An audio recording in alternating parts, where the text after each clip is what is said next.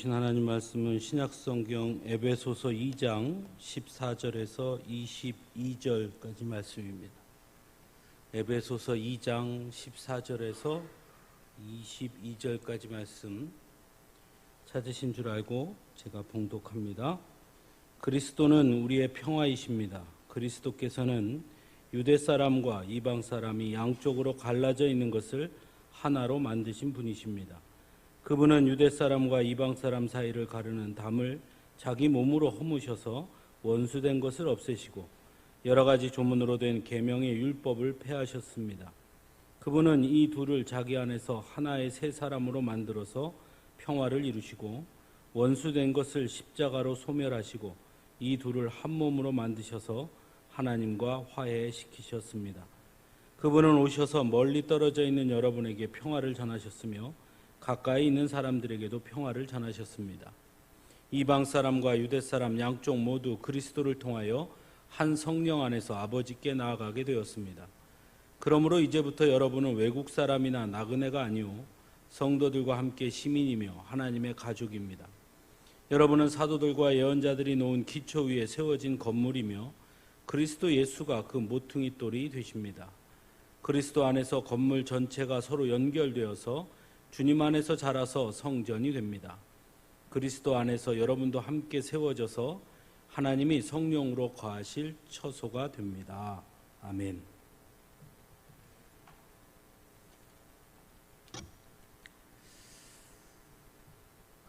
에베소 교회 안에는 두 부류의 그리스도인들이 있었습니다.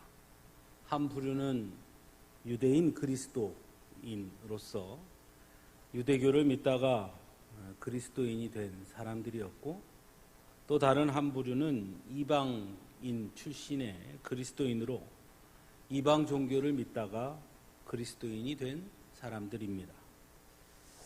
서로 배경도 다르고 가치관도 다르고 삶의 방식도 달랐기 때문에 이 두 부류가 하나가 된다는 것은 참으로 어려운 일이었습니다. 그래서 어쩌면 근원적으로 갈등을 낳을 수밖에 없었던 그런 상황이라 할 수도 있을 겁니다. 더욱이 유대인 그리스도인들은 이방 출신의 그리스도인들을 무시하기가 일쑤였습니다. 기독교의 바탕에 유대교가 자리 잡고 있었기 때문에 여전히 유대적 전통을 강조했고, 그것들을 강조함으로써 자신들의 우월성을 드러내려고 했기 때문입니다. 실제로 우리가 구약 성경에 보면 유대적 전통에 의하면 이방인들은 성전에 들어올 수도 없던 그런 자들 아니겠습니까? 그러니 이 유대교적 전통을 가지고 있었던 유대교적 그리스도인들은 이방인들을 매우 무시하기가 쉬웠습니다.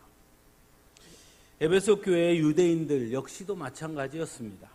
여전히 유대교 전통에 따라서 손으로 행한, 육체에 행한 할례를 하나님의 택하신 백성의 표시로 보았고 그것을 자랑했고, 할례받지 못한 이방인들은 무시하고 구원받지 못할 백성으로 여기는 마음들이 여전히 존재하고 있었습니다.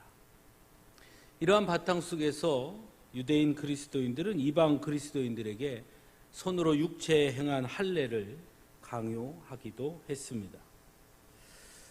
마치 우리와 함께 하려면 할례를 받아야 한다 이렇게 주장했던 것이죠. 그만큼 유대 그리스도인들은 이방 그리스도인들에 대해 우월감을 가지고 있었던 것이고, 마치 자신들이 이방 그리스도인들을 받아주는 것으로 그렇게 여겼다라는 것입니다. 이러한 유대인 그리스도인들의 태도를 그럼 이방 출신의 그리스도인들이 쉽게 수용할 수 있었느냐? 절대로 그럴 수 없었습니다. 결국 에베소 교회 안에 유대 그리스도인들과 이방 그리스도인들 사이에는 매우 큰 간격이 또는 담이 존재할 수밖에 없었던 것이죠. 사도 바울은 이 에베소 교회의 이런 상황에 대해서 잘 알고 있었습니다. 그래서 에베소 교회에 이 문제를 다루기 위해서 편지를 보내게 되고, 그것이 바로 우리가 오늘 함께 살펴본 에베소서가 되는 것입니다.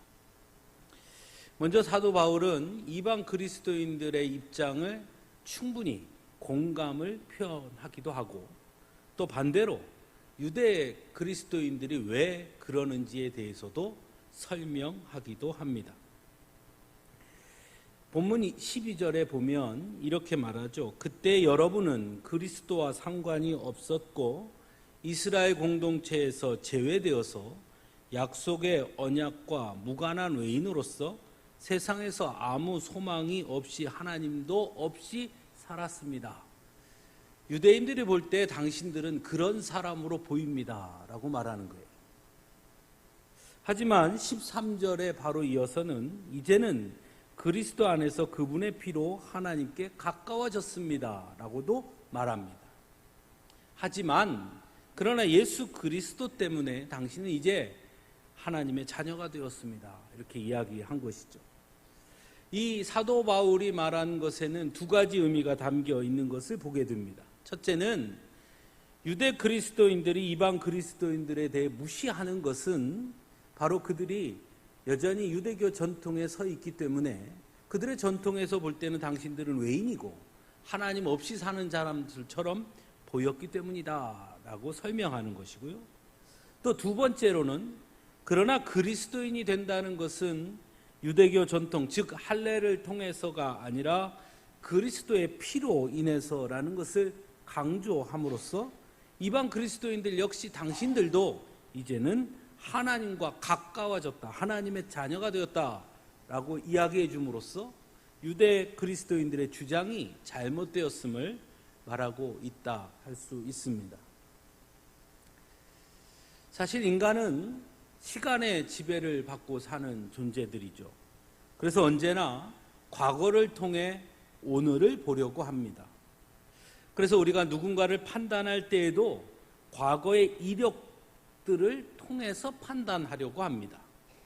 어떻게 보면 그것이 인간이 할 수 있는 가장 합리적인 판단 기준이라고도 할 수 있습니다. 입사하려고 그러면 다 이력서 쓰잖아요. 그죠? 내가 어디 학교 나왔고 무슨 자격증을 땄고 어디에서 근무했고. 근데 그 모든 건 다 언제적 이야기냐면 과거의 이야기예요.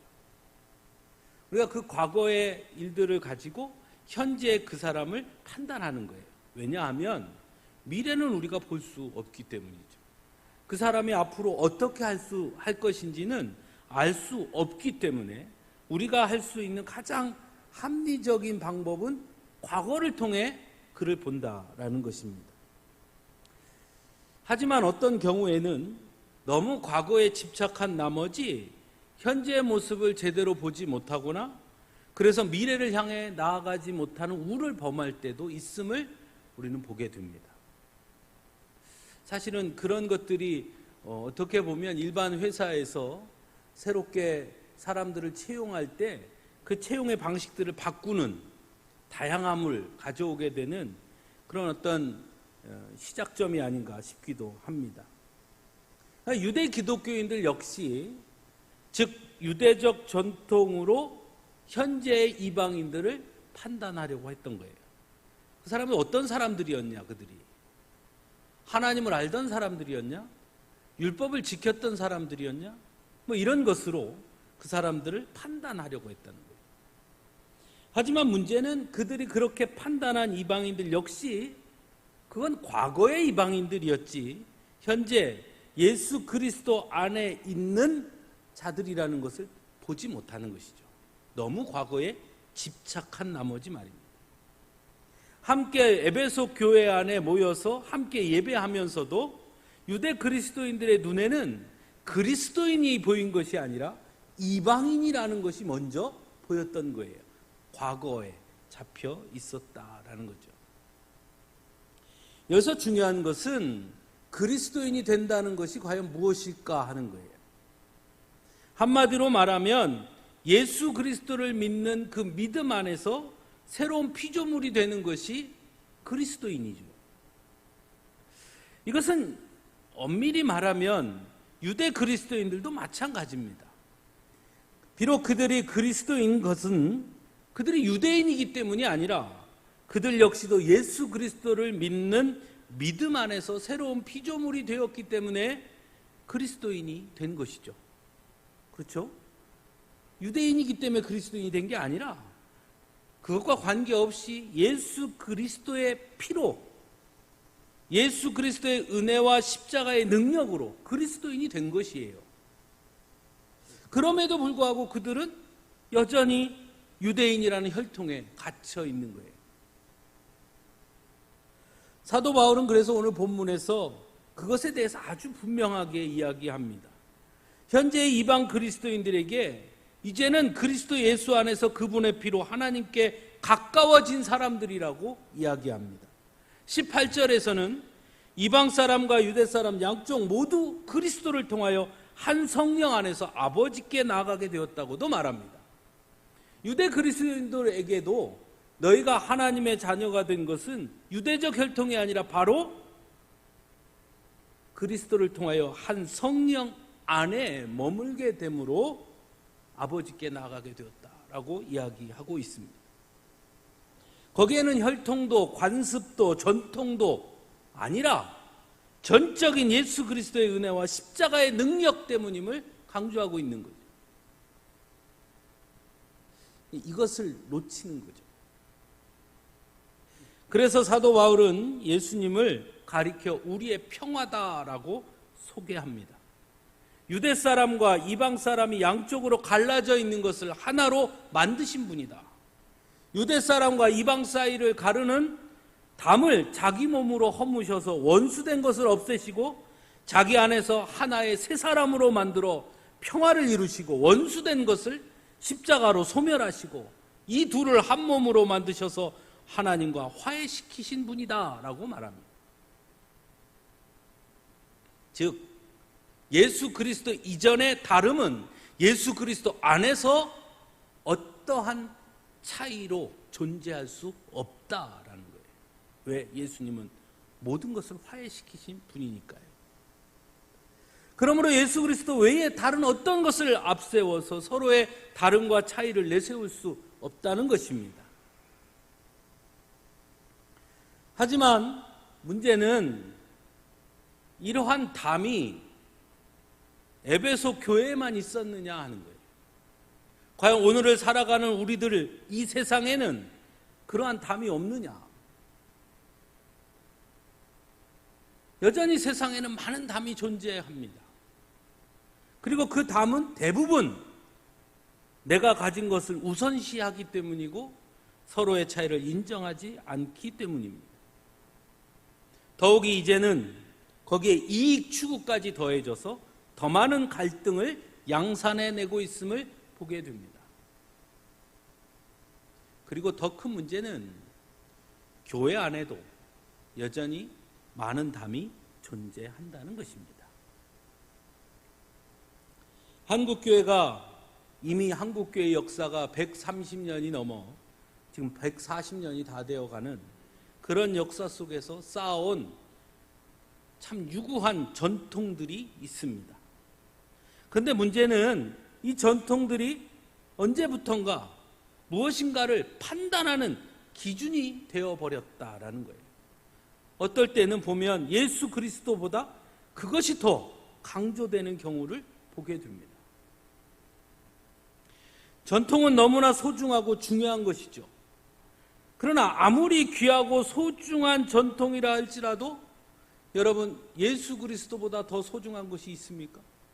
아니에요. 없어요. 왜냐하면 한국교회가 지나온 모든 발자취 역시 모두 예수 그리스도의 은혜 안에서 쌓여진 것이기 때문입니다. 지난주에 우리 교회는 50주년 기념 예배를 드렸는데 우리 교회도 마찬가지죠. 50년의 역사를 통해 우리 교회만의 전통이라고 할 수 있는 것들이 어쩌면 우리 안에 있을지 모르겠습니다. 하지만 그건 역시 모두 예수 그리스도의 은혜가 있었기에 가능한 것이죠. 그래서 예수 그리스도보다 결코 앞설 수 있는 것은 교회 안에는 존재할 수 없는 것이죠. 오늘날 세상에서 말하기를 가장 변화하기 힘든 것 중에 하나가 교회라고 말합니다. 물론 맞는 말입니다. 아무리 세상이 변하고 달라진다고 하더라도, 천지가 개벽을 한다고 하더라도 교회는 변할 수 없는 것이 있습니다. 아니, 변하지 말아야 할 것이 있어요. 바로 예수 그리스도의 복음이죠. 그것은 결코 변할 수 없고 변해서도 안 되는 것입니다. 하지만 세상에서 교회가 변화하지 않는다고 말하는 것은 그것을 의미하는 것은 아닐 것입니다. 복음이 아닌 것조차 변화를 거부한다는 거예요. 여전히 교회 안에는 남녀 차별이 있죠.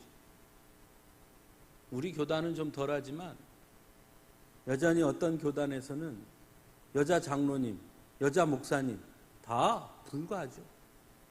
점점 더 강화되어서 이젠 여자는 신학교도 못 갑니다. 21세기의 말이에요. 외국인들에 대한 편견 여전히 교회 안에 존재하죠. 교회 조직은요 100년 넘게 그대로죠. 세상의 리더십은 30대, 40대가 중심이 되었고 여성들의 리더십이 능력을 발휘하고 있음에도 불구하고 교회의 중심은 여전히 5, 60대 이상의 장년의 남성들이고, 모든 사람들이 언제든지 참여할 수 있는 열린 사회가 되어가고 있음에도 불구하고 교회는 여전히 갇혀있고 소수의 사람들이 모든 것을 결정하는 구조를 가지고 있는 것도 사실입니다.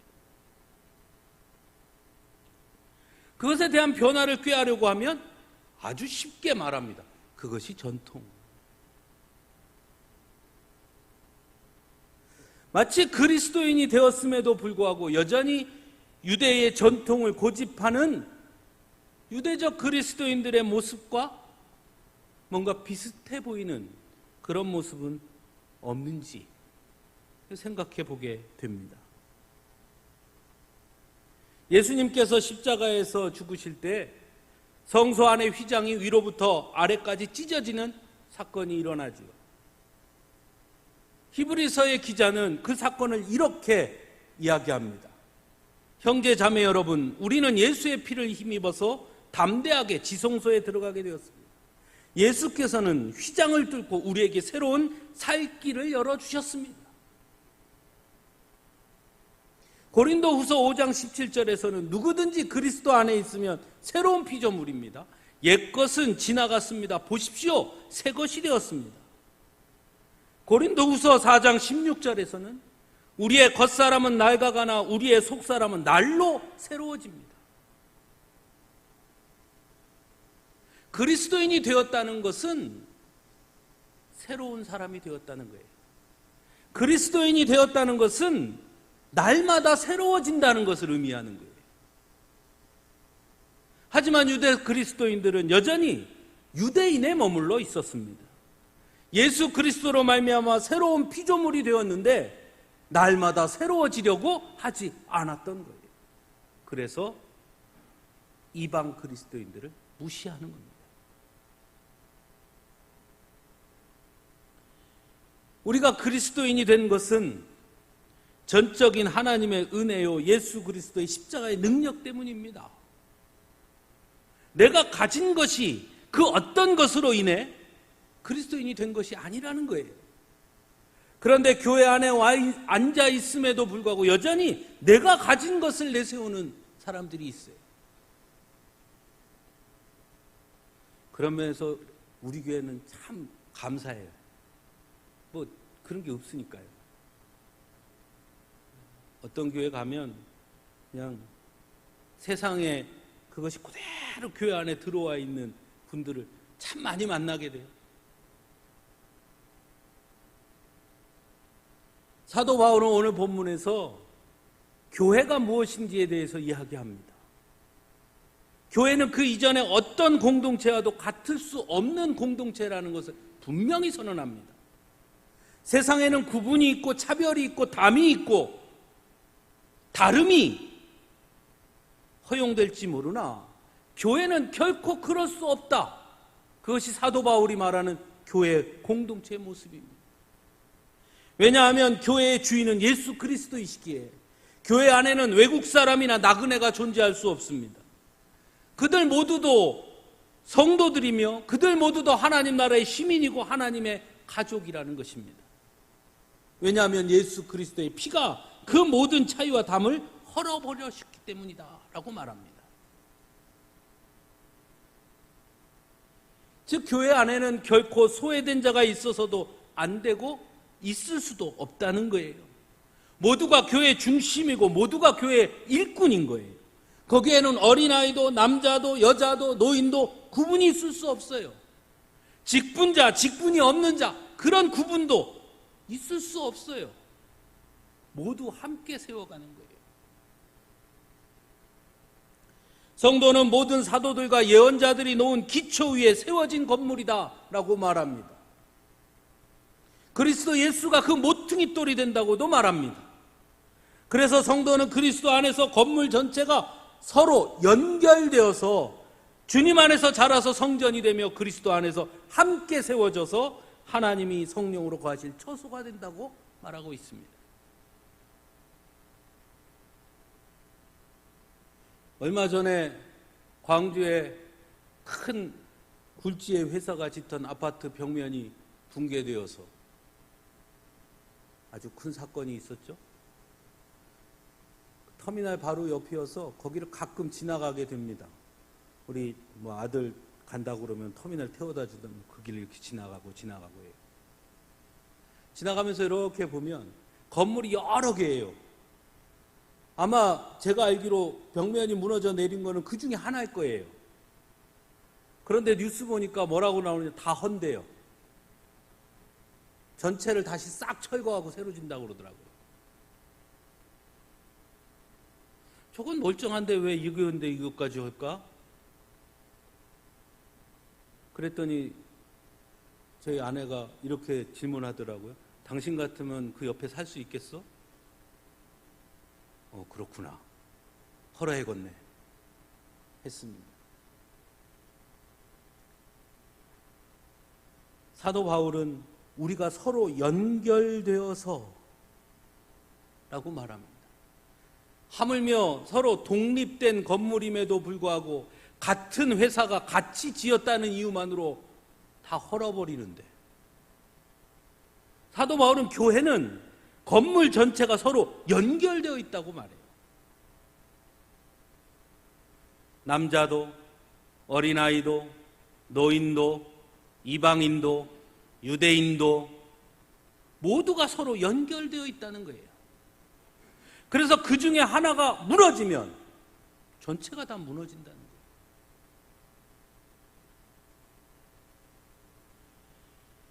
요즘 세상에서 많이 쓰는 말이 능력이라는 말이에요.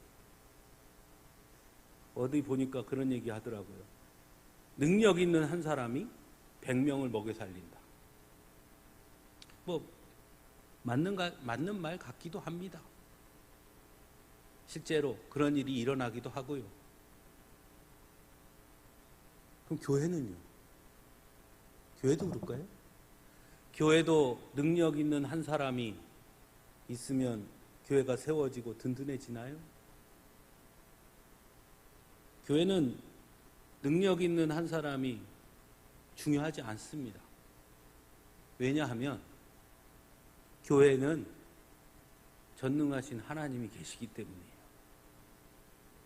전능하신 하나님보다 더 능력 있는 사람이 있다면, 그렇다면 몰라도, 그렇지 않다면 능력 있는 사람이 중요하지 않아요. 왜? 세상에 가장 능력 있으신 우리 주님이 계시고 하나님 계시니까요. 오히려 교회는요, 힘없는 이들이, 능력 없는 이들이, 연약한 이들이 스스로의 연약함을 인정하고 전능하신 하나님께 겸손하게 엎드려서 서로의 손을 맞잡고 연결되어서 능력의 주님이 주시는 그 힘으로 함께 세워져 가는 곳이 교회인 것입니다. 특별히 교회를 이끌어 가시는 우리 하나님은 무엇보다 연약한 자들을 들어서 강한 자를 부끄럽게 하시는 분이시기에 더욱 그러합니다. 그래서 교회 안에는 어떠한 담도, 어떠한 차이도, 어떠한 다름도 존재할 수 없어요. 가끔 교회에서 일을 하다 보면 서로 의견이 다를 때가 있어요. 우리가 음식을 하다 보면 그때도 그렇잖아요. 이거 먼저 넣자, 이거 먼저 넣자. 그럴 때가 있죠. 여러분, 그럴 때 어떻게 할까요? 어떻게 하면 됩니까?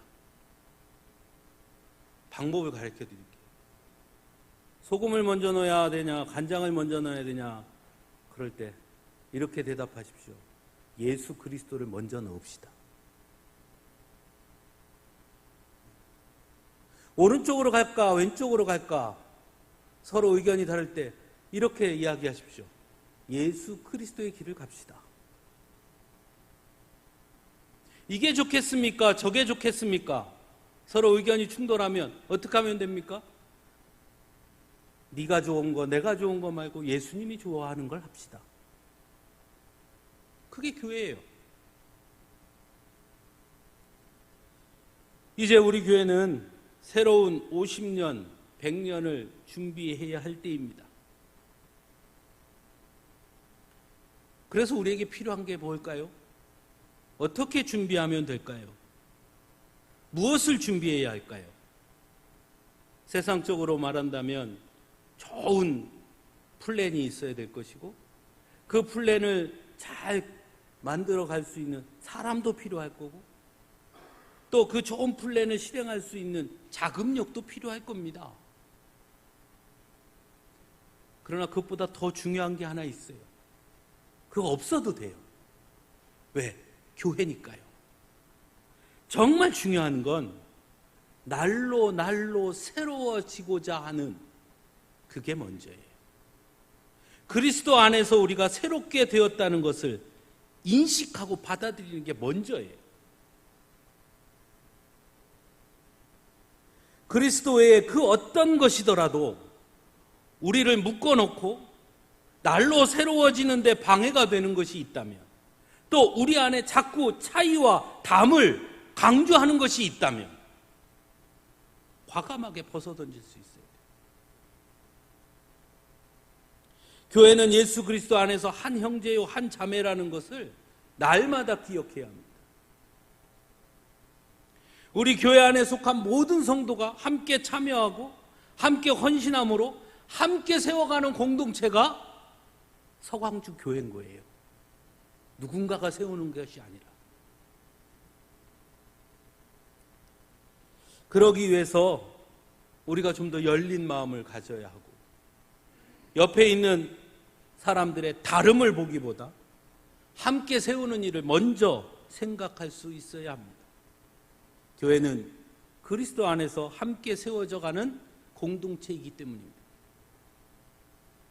분명히 우리도 많은 다름이 있어요. 경험도 다르고, 가치관도 다르고, 연령도 다르고, 성별도 다르고, 여러 차이들이 있습니다. 여러분, 그 차이는 밖에서 하세요. 밖에서. 교회 안에 오면 우리는 예수 그리스도 안에서 새로운 피조물이 된 거예요. 우리 안에서, 이 교회 안에서는 오직 예수 그리스도만의 사람들입니다. 세상에서 아무리 많이 배웠더라도 예수 그리스도 안에서 우리는 똑같이 연약한 자. 세상에 아무리 많은 것을 가졌더라도 예수 그리스도 안에서는 그 모든 것이 아무것도 아니고, 예수 그리스도 안에 머물러서 새로운 피조물이 됨을 날마다 고백하는 사람들, 그게 성도고, 그런 사람들이 서로 손을 잡고 함께 세워져가는 공동체, 그게 교회예요.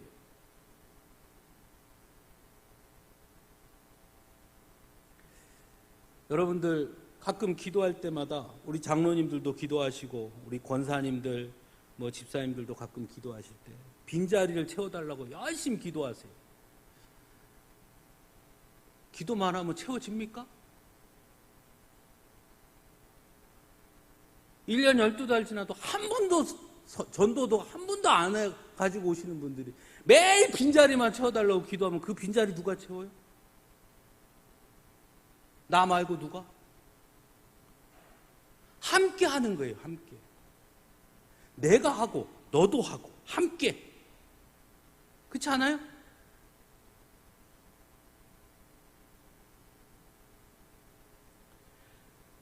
우리는 이번 하반기에 새로운 교회 리더들을 세우려고 준비 중에 있습니다.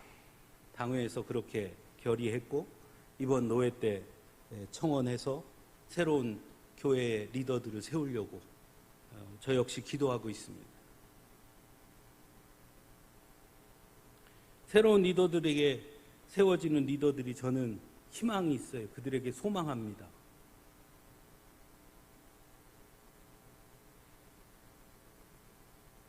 그들이 새로워지는 자들이 되기를 바라요. 날마다. 날마다.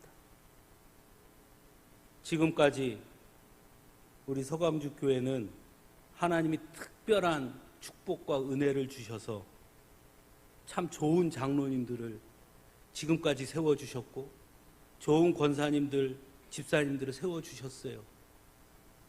50년이 된 교회임에도 불구하고 우리 장로님들 어느 누구도 뭐 정치하려고 노예 정치하려고 쫓아다니고 그런 분도 없었고 그저 묵묵히 하나님 맡겨주신 교회에서 할 수 있는 최선의 충성을 하고 헌신하셨던 분들이었고 권사님들도 마찬가지였어요. 비가 오나 눈이 오나 날이 무덥거나 그저 성도들 밥해서 먹이느라고 그냥 땀을 뻘뻘 흘리면서 일하고 참 훌륭한 분들이. 그러나 이제는 거기서 또 새로워져야 돼요. 왜? 달라졌으니까요, 세상은. 저는 새롭게 세워지는 우리의 새로운 리더들이 날로 새로워지는 일에 게으르지 않기를 원해요. 그게 필요해요. 새로운 눈으로 바라보고 새로운 꿈을 가지고 새로운 비전을 가지고 그렇게 해요. 하나님께서 우리 교회에 50년을 허락하셨듯이 앞으로 50년, 100년을 허락해 주시리라고 믿습니다. 그 50년, 100년을 이끌어갈 새로운 리더들을 우리는 세워야 될 거예요. 여러분, 그래서 기도하셔야 됩니다. 기존의 방식대로 그냥 아니라 정말 기도하면서 잘 세워야 돼요. 우리 교회가 그런 건강한 교회로 세워질 수 있기를 바랍니다. 여러분, 전도하세요. 빈자리 채우기 원하십니까? 10번 기도하시면 한 번은 전하세요. 옆집 사람에게 교회 가자고 한 번은 말하고 기도하세요. 빈자리 채워지기 원하시면 가까운 가족이라도 데리고 오세요. 친구라도 데리고 오고요. 그리고 기도하는 거예요. 복음을 전하지도 않고 예수 믿으세요. 아주머니 우리 교회 갑시다. 말 한마디 안 하면서 그냥 기도만 하면 저절로 옵니까? 기도해야죠. 저에게 하는 말이에요. 저도 잘 못하니까요. 이제 새로워져야 되지 않겠어요? 오늘 아침에 교회 나오면서 우리 교회 아파트에 청소하시는 아주머니가 있거든요. 오늘 주일을 안 하시더라고요. 이렇게 만났어요. 그래서 첫 마디로 처음으로 그랬어요. 아주머니 교회 갑시다. 이렇게. 그랬더니 그 아주머니가 예 그리고 들어가시더라고요. 해보는 거지요. 열심히 날마다 새롭게 도전하고 기대하고 그렇게 하나님의 뜻을 이루어가는 일에 날마다 새로워지는 우리들이 될 수 있기를 간절히 바랍니다. 기도하겠습니다.